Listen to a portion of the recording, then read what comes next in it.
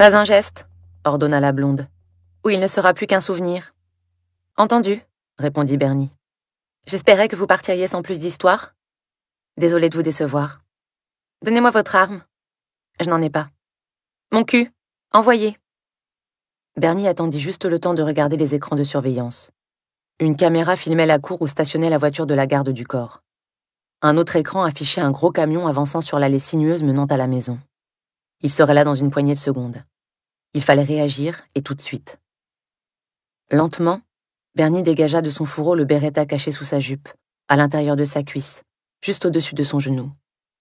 Au moment où elle s'agenouillait pour le faire glisser au sol, elle entendit le moteur du camion dehors. Un instant plus tard, le bruit sourd des portières retentit, suivi de pas indiquant que des hommes approchaient de la maison. Quand ils entreraient, ce serait un véritable enfer. La blonde se tourna vers la porte de la cuisine lorsque celle-ci s'ouvrit, détournant son arme de Jérémie. Déjà accroupie, Bernie bondit sur la femme et la saisit par les hanches. Cette dernière tomba en arrière, ses mains percutèrent le plancher, et elle lâcha le pistolet, qui glissa à terre et s'écrasa contre le mur. En une seconde, Bernie se leva, son arme toujours en main, mais les hommes étaient presque sur elle. « À la chambre forte !» cria-t-elle à Jérémie. « Maintenant !»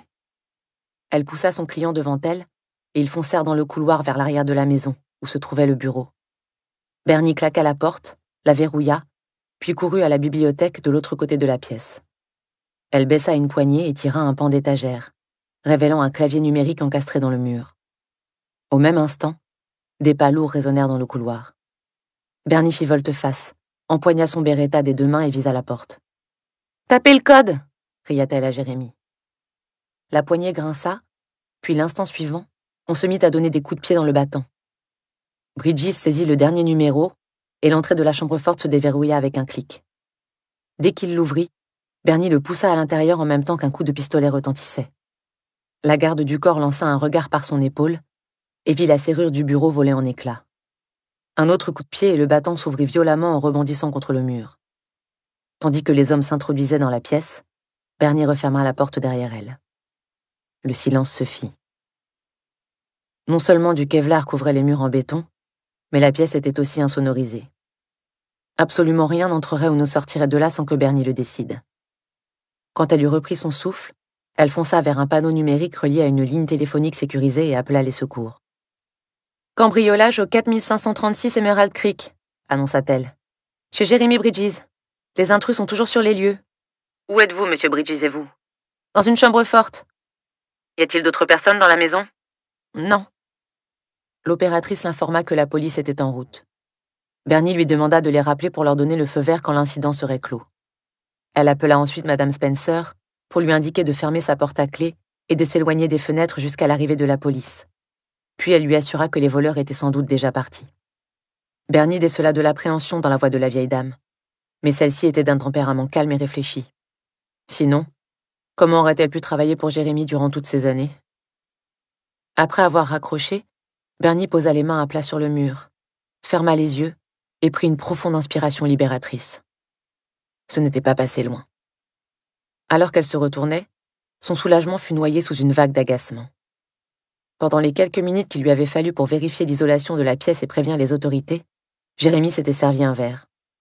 À présent, il se prélassait dans un gros fauteuil en cuir, savourant l'ambiance de cet endroit qui ressemblait plus à un club réservé aux hommes qu'à un abri. Des panneaux en cerisier complétaient le décor, ainsi qu'un mini-bar, une chaîne dernier cri et un téléviseur HD 42 pouces. Et là, dans ce fauteuil, tandis qu'il aurait dû montrer de la peur, du soulagement, de la gratitude ou n'importe quoi d'autre, il affichait un air suffisant. Un peu d'ennui aussi, mais il ne semblait pas s'apercevoir le moins du monde qu'il aurait pu se faire tuer. Et Bernie aussi. « Eh ben, dites donc, » lança-t-il avec un long soupir de satisfaction. « C'était marrant, hein ?» Bernie en resta sans voix un bon moment, puis sa colère explosa. « Marrant » hurla-t-elle. « Marrant ?» « Ouais », confirma Jérémie en buvant une autre gorgée avec désinvolture. « Mon sang n'a fait qu'un tour, mais je suis un peu déçu. Avec votre arme, vous auriez pu les avoir, je pense. » Bernie le dévisagea incrédule. « Qu'est-ce que vous racontez? Ils étaient 3. » »« Attendez, 3 contre 1. Quand c'est vous qui êtes seul, c'est ce que j'appelle un combat équitable. » Mon travail ne consiste pas à attraper les méchants, s'emporta-t-elle. Je suis censée vous sortir vivant des situations dangereuses. Et je vous en remercie. Mais vous savez, j'ai toujours adoré les vieux westerns. J'espérais assister à de la castagne. Vous vous fichez vraiment de tout, lui demanda-t-elle, exaspérée. Ce n'était pas une tentative de kidnapping. Ils voulaient juste dévaliser la maison, des voleurs de bas étage. N'en faites pas tout un drame.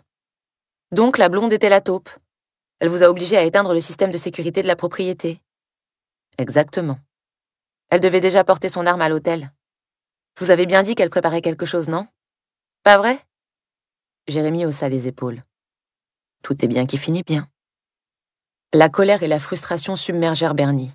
C'était la goutte d'eau, le coup de grâce. Jérémie Bridges lui sortait par les yeux. Hors de question qu'elle le supporte un jour de plus. Elle s'approcha du bar d'un pas raide et s'empara d'une bouteille de whisky. Elle ne buvait pas souvent, mais cela lui semblait soudain une bonne idée. Elle s'en servit un fond qu'elle avala cul sec. 1, c'était bien, mais 2, c'était mieux. Je croyais que vous ne buviez pas pendant le service, commenta Jérémie. Je ne suis pas en service, rétorqua-t-elle en se versant un autre verre. Parce que, à partir de maintenant, je ne travaille plus pour vous. Il poussa un soupir exagéré. Ok. Combien vous voulez pour changer d'avis? Elle descendit son deuxième shot, savourant la chaleur du liquide dans son œsophage et la rage qu'il instillait en elle et qui semblait la rendre capable d'étrangler Bridges à main nue et s'en aller sans se retourner. Personne n'en a les moyens, répliqua-t-elle. Même pas vous. 500 de plus par mois. Elle posa violemment son verre sur le bar. Je vous dis de vous trouver un autre garde du corps. 1000. Je vous avais prévenu de ne pas ramener cette femme chez vous, poursuivit Bernie d'une voix vibrante de fureur. Je vous avais dit que ça sentait les ennuis, mais vous n'en avez pas tenu compte. Vous avez envie de mourir? Rien à foutre. Mais vous ne m'embarquerez plus avec vous dans vos délires. Allez, Bernie, ne partez pas fâché. Trop tard. Je suis fâchée et je m'en vais. J'en ai marre de vous suivre partout et de vous regarder draguer. Marre de votre insolence. Marre de vous. Tout le monde a un prix. Même vous. Il suffit de trouver le bon. Qu'est-ce que ça peut vous faire que je démissionne? On ne s'apprécie même pas. Pourtant, je ne sais pas pourquoi vous voulez toujours que je sois dans les parages. Comment ça se fait? Je ne sais pas. Je dois être maso. Non, c'est moi la maso, pour avoir travaillé avec vous plus longtemps que je n'aurais dû. Vous voulez jouer votre vie à la roulette russe? Allez-y, mais vous ne jouerez plus avec la mienne. Dès qu'on a le feu vert, je dégage. Vous n'étiez pas obligé de revenir? Qu'est-ce qui vous a fait revenir sur vos pas? Je n'abandonne pas mes clients, même vous. Ils seraient partis à l'instant où ils auraient eu ce qu'ils voulaient. Et vous auriez ensuite passé 1 heure à les chercher dans l'album photo de la police.